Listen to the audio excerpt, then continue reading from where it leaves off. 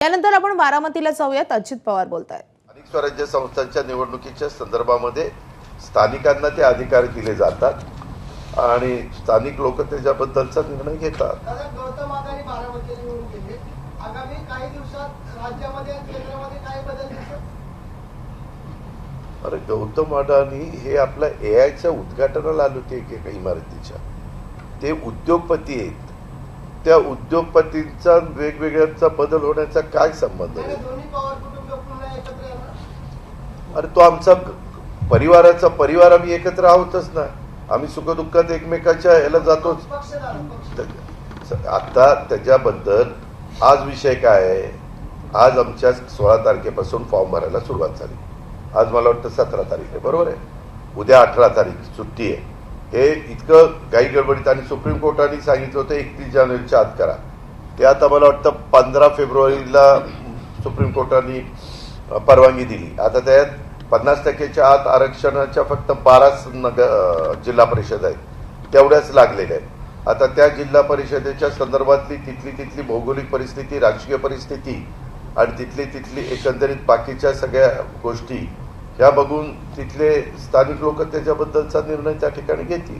दादा, महापालिका निवडणुकीत भाजपला बहुमत चांगल्या प्रकारे मिळालेलं आहे. एकंदरीत पुणे आणि पिंपरी चिंचवडमध्ये राष्ट्रवादी काँग्रेसला सत्ता मिळेल असं चित्र होतं, पण ती परिस्थिती का शेवटी मतदार राजा हा फार महत्वाचा असतो. प्रयत्न करणं हे प्रत्येक राजकीय पक्षाचं काम असतं. ज्यांनी त्यांनी प्रयत्न केले, परंतु भाजपला अतिशय चांगलं यश मिळालं. त्याबद्दल भाजपचं मनापासून अभिनंदन, मनापासून कौतुक. राज्याचे मुख्यमंत्री देवेंद्र फडणवीसांच्या नेतृत्वाखाली या सगळ्या निवडणुका भाजपने लढलेल्या होत्या आणि त्याला खूप चांगला प्रतिसाद मिळाला.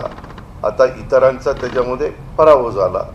आता पराभव झाला, माझं स्वतःचं गणित असं असतं की पराभवाने खचून जायचं नसतं, पुन्हा त्याच्यामध्ये आपलं काम करत राहायचं असतं.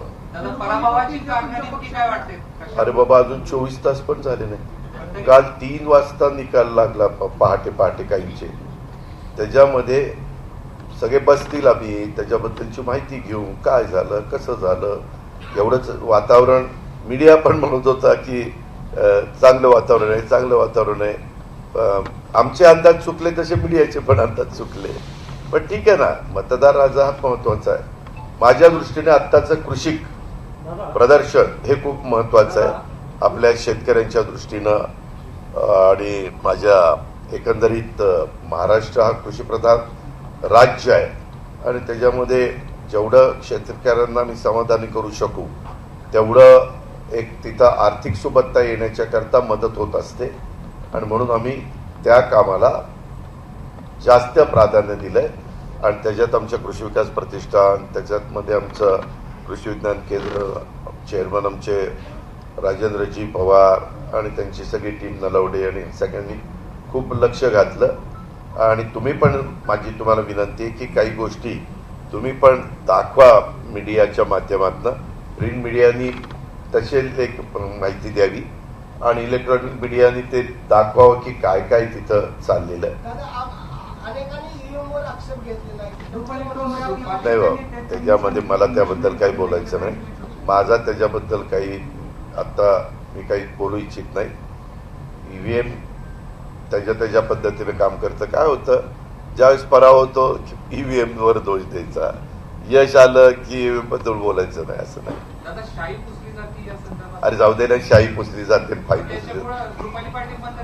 ठीक आहे रे बाबा, एखादी उमेदवार बोलत असतील, म्हणजे आता 29 ठिकाणच्या निवडणुका, इतक्या हजारो लोक उभे, त्याच्यात एखाद्या व्यक्तीला जे वाटलं, लोकशाही आहे, संविधानाने घटनेने अधिकार दिलेला आहे प्रत्येकाला आपलं मत मांडण्याचा.